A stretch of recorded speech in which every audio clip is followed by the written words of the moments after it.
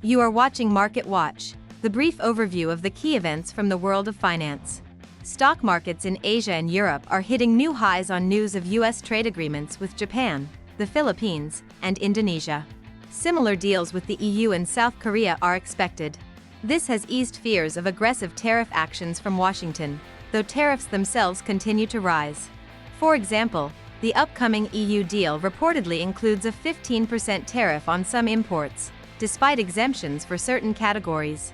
Investors have interpreted this as a step towards stabilizing international trade, especially ahead of the planned U.S. China talks in Stockholm.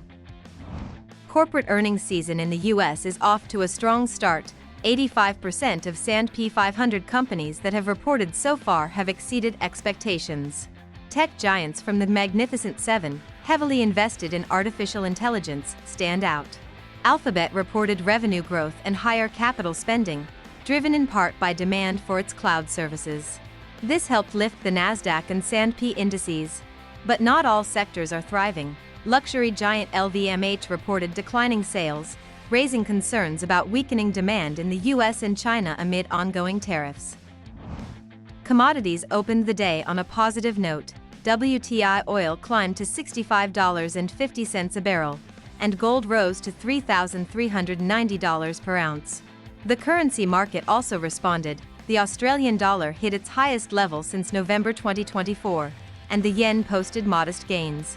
Investors are showing increased interest in higher-yielding assets amid improving market sentiment, driven by both trade agreements and strong corporate results. However, risks remain, from both tariff policies and broader geopolitical developments. Ether emerged as the top performer in the crypto market after two key U.S. laws came into effect, providing greater regulatory clarity for the industry. Institutional capital is increasingly flowing into Ether, reflected in its rising Ether/Bitcoin ratio, a drop in Bitcoin dominance, and record activity in derivatives. A new wave of interest is also expected with the launch of Ethereum staking ETFs, potentially drawing up to $30 billion annually. Ethereum now hosts over 50% of the stablecoin market and tokenized asset value, solidifying its role as both a tech platform and investment vehicle. That's all I have. Follow the news carefully and be prepared for all the surprises of the market.